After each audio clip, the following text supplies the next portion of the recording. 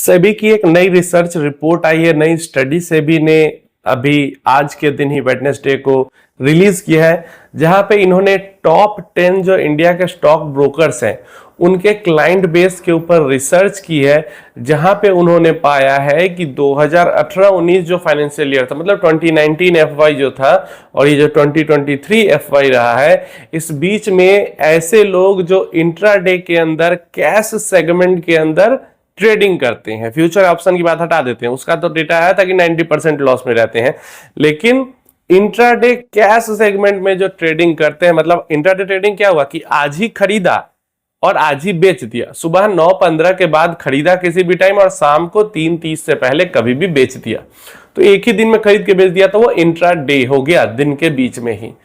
तो हर 10 ट्रेडर में से 7 trader, out of 10 traders 7 traders are in loss. मतलब एफएनओ के लिए जो नंबर 90% का था, वो इंट्राडे कैश सेगमेंट की ट्रेडिंग में वो नंबर 70% का है। अगर 100 लोग ट्रेड कर रहे हैं तो कम से कम 30 लोग यहां पे प्रॉफिट जरूर कर रहे हैं, 70 लोग जो है वो लॉस में है। इस सेगमेंट में भी लगभग मेजॉरिटी जो हिस्सा है वो लॉस में रहने वाले लोगों का ही है। अब यहाँ पे सेबी ने जो पूरी एनालिसिस की है, ये इन्होंने नहीं बताया कि स्टडी किस तरीके से की है। हर अकाउंट के अंदर इन्होंने चेक किया है कि कितने इंट्राडे ट्रेड्स हुए, या कितने ट्रेड्स प्रॉफिट में थे, कितने लॉस में थे, या ओवरऑल नंबर ऑफ ट्रेड्स के बेसिस पे इन्होंने किया है कि हाँ इतने ट्रेड्स हुए इंट्राडे में जिसमें से 30% प्रॉफिट में थे, 70% लॉस में थे। ये चीज इन्होंने नहीं बताई, लेकिन एक मोटा मोटा इन्होंने नंबर दिया है कि हमने टॉप 10 ब्रोकर्स के क्लाइंट बेस पे रिसर्च किया, स्टडी की, जिसके अंदर हमने पाया है कि 30% प्रॉफिट में है और 70%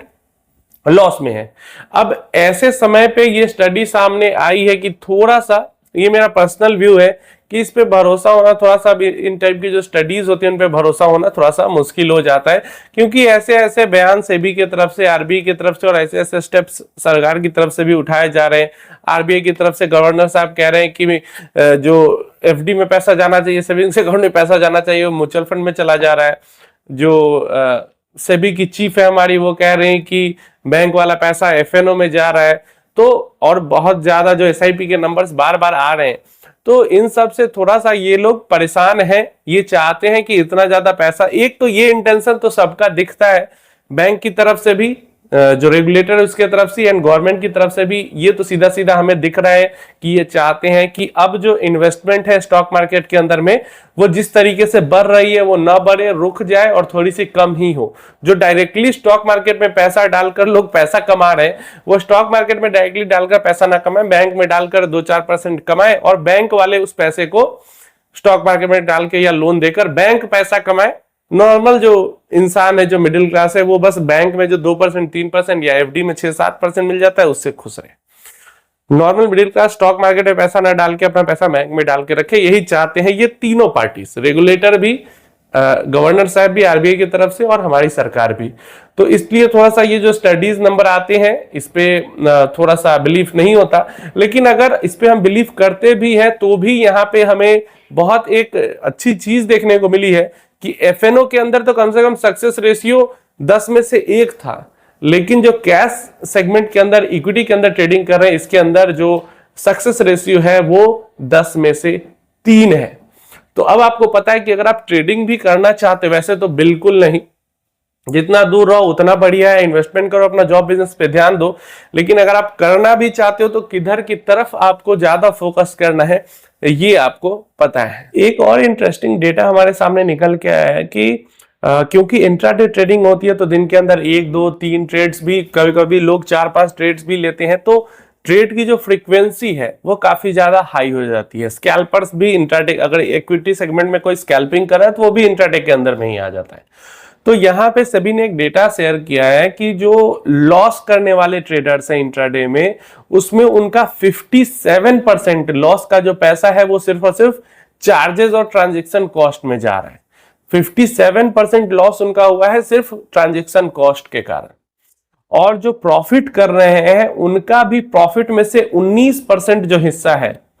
वो ट्रांजैक्शन कॉस्ट में चला जा रहा है। कितनी बड़ी चीज और कितनी बड़ी बात यहां पे सेबी ने रखी है कि इतना सारा जो पैसा है वो तो ट्रांजैक्शन कॉस्ट और चार्जेस के नाम पे चला ही जा रहा है। और ये जबकि पास्ट की स्टडी है। तो नए जो बजट आया है, वैसे इंट्राडे वालों के लिए तो नहीं एसटीटी इंप्रूव किया बढ़ाया गया है, एफएनओ वाले के लिए ही बढ़ाया गया है। लेकिन आप सोचो कि इतने सारे चार्जेस पहले जब चले जाते थे, तो अगर इंट्राडे के लिए भी बढ़ा दिया जाता एसटीटी तो और कितना पैसा सिर्फ और सिर्फ चार्जेस के नाम पे चला जाता। और सेबी खुद कह रही जबकि इतना पैसा चार्ज के नाम पे चला जा रहा है, फिर भी अलग अलग सेगमेंट में चार्जेस और जो टैक्सेस है वो सरकार बढ़ा ही रही है। खुद कह भी रही है सामने से जो रेगुलेटर है कि बहुत चार्ज है, और पीछे से चार्जेस बढ़ाया भी जा रहा है।